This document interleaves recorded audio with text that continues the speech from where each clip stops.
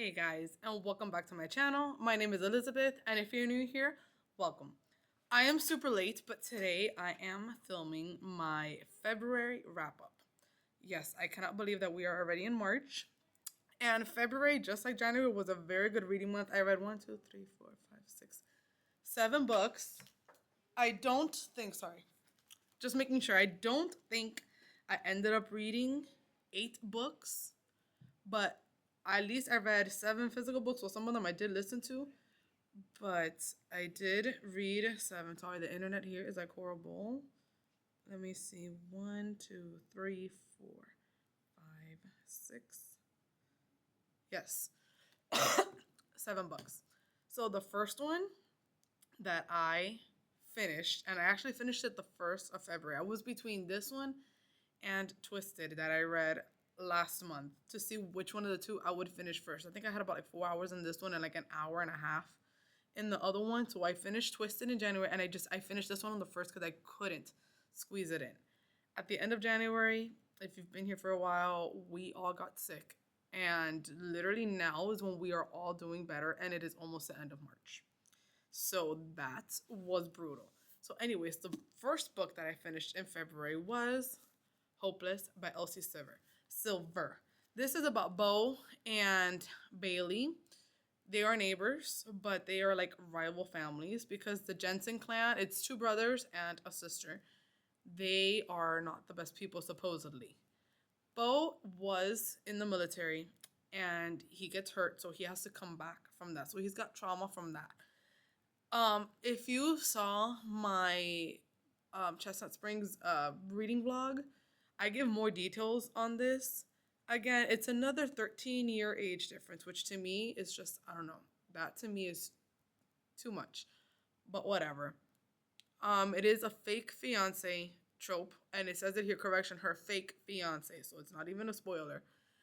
I believe I gave it 4 stars. At the end of this series, I was just like so over it. I did not want to pick up another cowboy romance. So I didn't. So if you want more information on my whole opinion, like on that series, on every single book of that series, you can go ahead and watch that vlog. I will go ahead and I will link it down below. So then I kind of wanted like a light, fluffy romance because this one, because he was, you know, because he got to go home because he did get hurt from his mission or whatever when he was in the military. That one was kind of like strong in that sense. So I wanted something kind of fluffy and lighter. So I probably listened to this book, which is When in Rome by Sarah Adams. I love Sarah Adams. She's a closed door romance writer. So that means that you're not going to get any spice or very, very little spice. And the rest is left up to the imagination. And this is her, obviously, When in Rome series. I've had this book. My son is already 2 years old. And I want to say that I got this before I gave birth to him so that I would have something to read. And he's almost 2.5. So I've had this book on my TBR for quite a while, and it did not disappoint. So this is about Amelia Rose. She is a superstar, and she kind of like wanted to like escape her famous life for a while. So she goes to Rome, Kentucky, because she is obsessed with Audrey Hepburn and the movie When in Rome. I think it's what it's called, or something like that. Oh, Roman Holiday. Sorry, Roman Holiday is the name of the movie. And her car breaks down, and she is in front of Noah's house. He is one of the residents there, and he knows who she is, but he doesn't care for her. He thinks that like she's annoying, and he just wants to help her to like get her out. But obviously, things start happening, things start changing, and they start falling in love. I usually give Sarah Adams 5 stars, but I listened to this one, and I've said before I'm not a very good listener because I'm gonna be honest, I'm not like my mind just like wanders. So I think that influenced the fact that this one got a 4 star. I think I did read a little bit of the end physically, but I don't remember because that was quite a while ago. But this one, 4 stars. Highly recommend, and I highly recommend the whole series, and you will see why. So I was listening to that one, and I picked up Cinder and Glass. This was also on my winter TBR, and then this book is kind of sad because look, it's like peeling away. I don't know. But this is kind of like a Cinderella retelling. It is probably middle grade or very young adult. It was a super easy read. I love this. She has another one called like Snow Poison or something like that. I might pick it up, but it deals with Snow White. And I'm sorry, I know the movie's coming out now. I'm gonna go see it with my best friend, but I'm not a fan of Snow White. Never have been. But this one was pretty interesting. I don't remember much of it, but it was a Cinderella retelling. And I love Melissa de la Cruz because she has a way of writing that even though it is for a younger audience, I still felt captivated and invested. I don't remember what I gave this one. Okay, I gave it a 4 star because I did enjoy it. It had some things that I did not expect. Like the ending, honestly, was very good. I did not expect the ending. So I like that. And then I like to read books that are part of a series back to back if I can. So I started the One in Rome series. So I have to continue it. And I read Practice Makes Perfect. I could not get this one on audiobook. So I was like, you know what? I'm just gonna read the actual book. Because I like Sarah Adams books because they're kind of like light and fluffy romances. So I don't need much brain power to focus on what I'm listening to.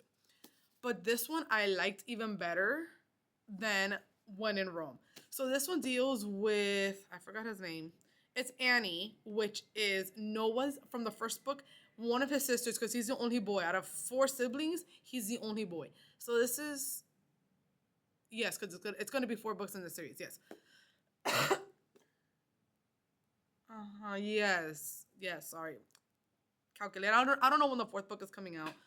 I know about which sister it's gonna be about. But anyway, so this is one of Noah's sisters, Annie, and what was her name in this one? Amelia Rose, also known as Ray something, Ray Rose. So whatever, Amelia's bodyguard. His name is Will, and that is literally him with the tattoos. And then this is Annie. She is obsessed with flowers, and their parents passed away, and so she's kind of like keeping this legacy of the flowers because it's something that reminds her of her mom and it brings her close to her mom. So their grandmother is also not kind of a big presence because she has Alzheimer's or dementia. She's lost her mind completely. So she's like at an ALF, but she is mentioned. And I think it was here or it was in the other book where she meets someone. I think it was maybe in the other one, but whatever. Those scenes were really, really cute. And then she feels that she is so boring that no one will ever want to go on a date with her. She had a really bad first date with somebody that she heard that he told a friend, "Hey, call me, like fake an emergency so I can get out of here because she's boring." And that affected her. But then in walks in Will, and he can't take his mind off of her. She can't take his mind off of him, and it all goes from there. So it was one of her sisters that told her, "Why don't you have him like as a practice boyfriend? Hence practice makes perfect, so that she can know how to go out on a good date and get a second date out of that." And then, of course, they fall in love. I'm sorry, it's not a spoiler. We know that that's how it's gonna end. This one I did like better than the first one, but I believe yes, I still gave it a 4 star. Like nothing so far had given me, yes, I said had given me that 5 star feeling. So then I was still on a romance kick. So, and it was coming down to the fact that I hadn't read a lot of my winter TBR. So I wanted to read more of that. So I picked up Forever and Ever. It is a brick of a book. And I have to say, I've read a lot of Lucy Score and I continue to read Lucy Score because I do like her. I want to say that this was probably one of my least favorites. I think I gave it a 3 star, or maybe the ending. Yes, I gave it a 3 star. And it was honestly because the ending, I didn't expect it. So it's kind of like, okay, so you have Brick. That's like his nickname. His name is Will. But you have Brick, who's like it's like a grumpy sunshine type thing. And then you have Remy. She moved away. She became this famous artist. She moved away, but something brings her back to Mackinac, which is like a little island it says here in the dead of winter, but it's a little island like up north somewhere. You don't know why she's back, but you know that something has happened. She's trying to contact somebody. Hey, are you okay? So something happened. So it's got like that mystery aspect to it. And I'm like, okay. So it's got like a romance interlaced with like a mystery. But then as soon as they started going at it like rabbits, I was like, I felt that it was too much because I felt that it took away from their second chance romance because they had dated kind of like in high school, and it's just like all the spice just took away from the mystery. I felt that the spice took first place, and yes, I get it. Lucy Score is a spicy romance author. I get it. She's gotta have the spice. I get it. But I just felt that it overwhelmed everything else about the book. I remember what the mystery was, but it's like it was just constantly like sex and sex and sex, and it's just like that's I didn't like I don't mind spice, but I felt that just like I've mentioned before, it overwhelmed the plot of the book. The plot got lost, and then at the end they're like, oh no, wait, but we got this, and I even wrote it down because I read it on my Kindle. My Kindle's right here, but there were comments that I wrote that somebody mentioned like, oh, we were too busy, doing this to focus on whatever the mystery was. I'm not gonna say what it was, but and I even wrote, gee, you think? Like, I'm sorry, like that comment just came out of me. So I'm like, you know what? Let me annotate it on my Kindle.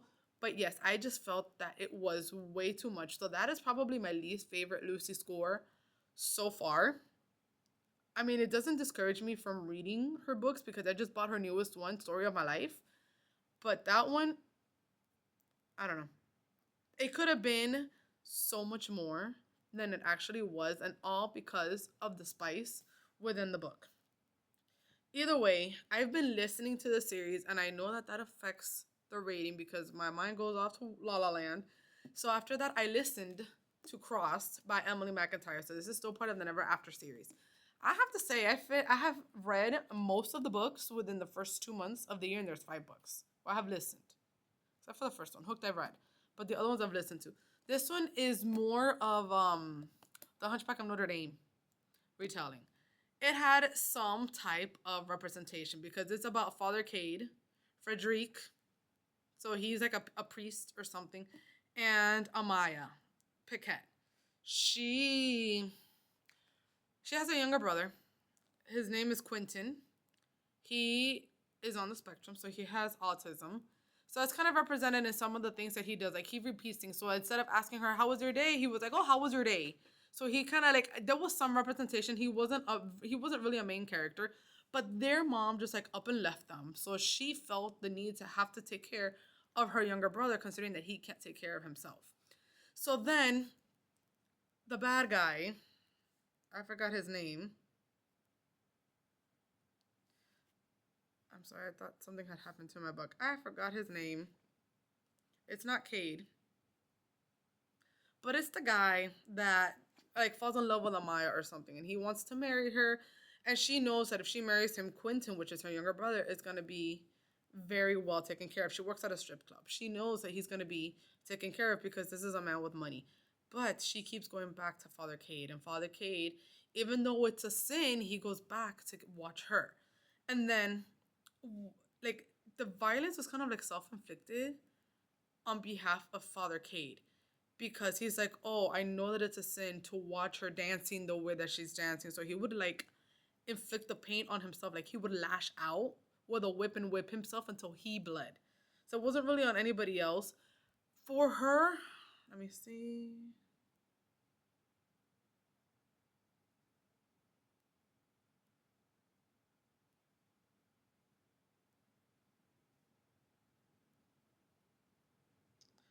There's two. Okay. There's two murders that happen in the book. One of them I was surprised by. I was like, ooh. And that was towards the end. That I did not expect. But I don't know. I don't know if dark romance is really for me because I listened to it, and this isn't even the biggest one. You should see the one that I'm reading now. It's even bigger. It's the last one, Hex. I'm listening to it. 3 stars. I'm gonna have to keep these books and hold on to them and like physically read them in a while when I forget everything that happens to see if my opinion changes. By reading the series, I am finding out that I am really not a dark romance girly. But that's okay because if that's what you like, that's why reading is very general because there's something for everyone. And then the last book that I read, and it was kind of probably the best book that I've read this year so far, and that is Beg, Borrow, and Steal